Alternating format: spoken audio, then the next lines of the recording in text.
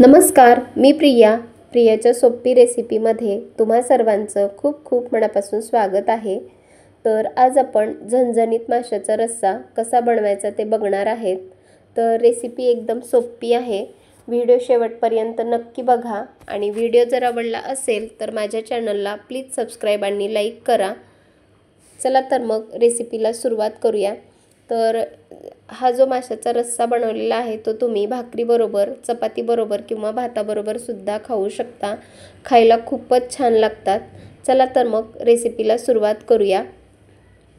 तर इथे मी अर्धा किलो सुरमई मासा घेतलेला आहे। तुम्ही कोणताही मासा घेऊ शकता। मासा आपण स्वच्छ पाण्याने धुवून घेतलेला आहे। त्यासाठी आपण इथे 1.5 इंच आलं वापरलेलं आहे। काही खोबऱ्याचे काप करून घेतलेले आहेत आणि एक मध्यम आकाराचा कांदा आपण चिरून घेतलेला आहे। काही लसणाच्या पाकळ्या सुद्धा आपण इथे सोलून घेतलेल्या आहेत। नंतर आपण एक भरपूर सारी चिरलेली कोथिंबीर घेतलेली आहे आणि एक मध्यम आकाराचा टोमॅटो चिरून घेतलेला आहे। तर मासे आपण मॅग्नेट करण्यासाठी इथे 1 चमचा हळद, 1 चमचा मीठ आणि 1 लिंबू घेतलेला आहे। तर आपण आता मासे चांगले याच्यामध्ये मुरवून घेणार आहेत।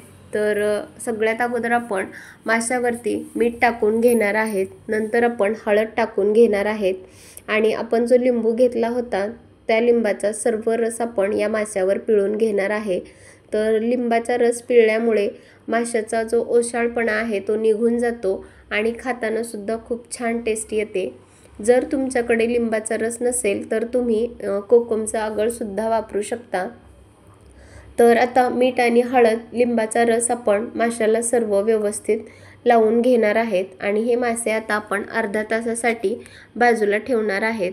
तर आपण इकडे तोवर मसाला तयार करणार आहे। तर त्यासाठी एक मिक्सरचं भांडं घेतलेलं आहे।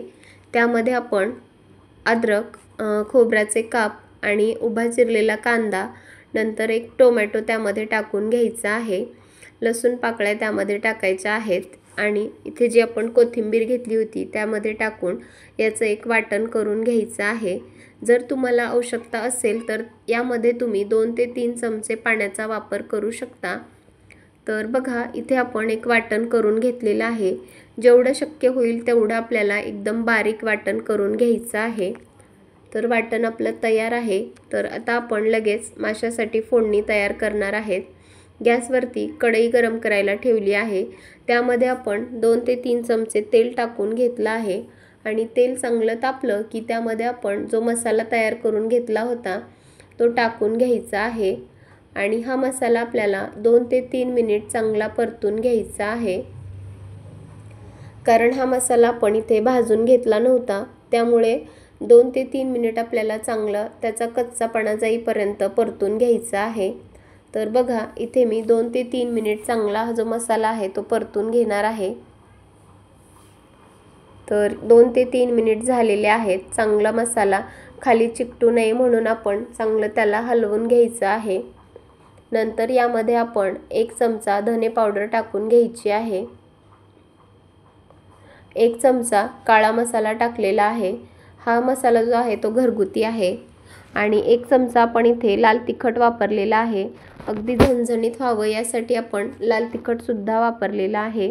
1 चमचा गरम मसाला वापरलेला आहे। जर तुमच्याकडे फिश मसाला असेल तर तो सुद्धा तुम्ही यामध्ये टाकू शकता। तर आता सर्व मसाले आपल्याला चांगले मिक्स करून घ्यायचे आहेत। तर अजून आपले मसाले खाली करपू नयेत म्हणून आपण यामध्ये 2 ते 3 चमचे पाणी टाकून घेणार आहेत। तर यामुळे जे मसाले आहेत ते खाली कढईला चिकटणार नाहीत आणि त्याचा करपट वास येणार नाही।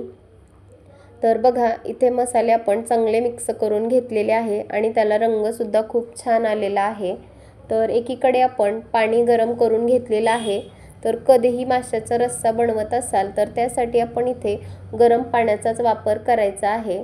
तर इथे मी गरम पाणी यामध्ये टाकून घेतलं आहे आणि चांगलं मिक्स करायचं आहे आपल्याला। तुम्हाला किती रस्सा हवा आहे त्यानुसार तुम्ही पाणी टाकू शकता। तुम्हाला जास्त घट्ट आवडतं रस्सा किंवा पातळ आवडतो त्यानुसार तुम्ही रस्सा बनवून घेऊ शकता। तर बघा इथे आपण रस्सा बनवून घेतलेला आहे। तर तुम्ही त्याचा दाटसरपणा सुद्धा बघू शकता। तर आता यामध्ये आपण यामध्ये आपण मीठ टाकून घेणार आहेत। तर लक्षात ठेवायचं की आपण मासे भिजवत असताना सुद्धा मीठ टाकून घेतलं होतं, म्हणून अगदी थोडंसं चवीनुसार मीठ टाकून घेतलं आहे। तर परत आपल्याला एकदा मिक्स करून घ्यायचं आहे आणि चांगली रश्श्याला उकळी आली की त्यामध्ये आपण माशाचे पीस टाकून घेणार आहेत। तर आपल्याला जर रश्श्याला जेव्हा उकळी येईल तेव्हाच यामध्ये मासे टाकून घ्यायचे आहेत।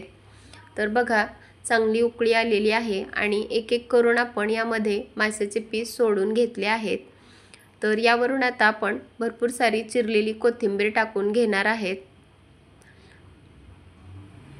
आणि आपल्याला परत एकदा चांगलं मिक्स करून घ्यायचं आहे। तर मिक्स करत असताना अगदी हलक्या हाताने आपल्याला मिक्स करून घ्यायचं आहे, कारण मासे टाकले की हलवून घेत असताना ते मासे तुटू सुद्धा शकतात, म्हणून अगदी हलक्या हाताने आपण मिक्स करून घेणार आहेत। तर बघू शकता तुम्ही इथे आपली माशाची झणझणीत रस्सा भाजी बनवून तयार आहे। तर गॅसची फ्लेम आपल्याला कमीच ठेवून आता एक उकळी काढून घ्यायची आहे आणि 4 ते 5 मिनिट आपल्याला मासे चांगले शिजवून घ्यायचे आहेत।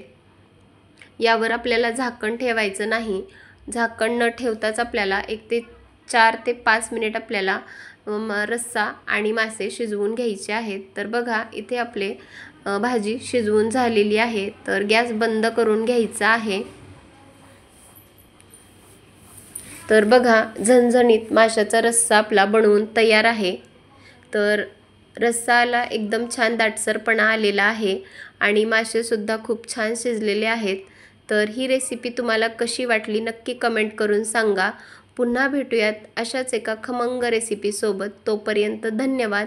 मस्त रहा, स्वस्त रहा आणि चांगलं चांगलं खात रहा।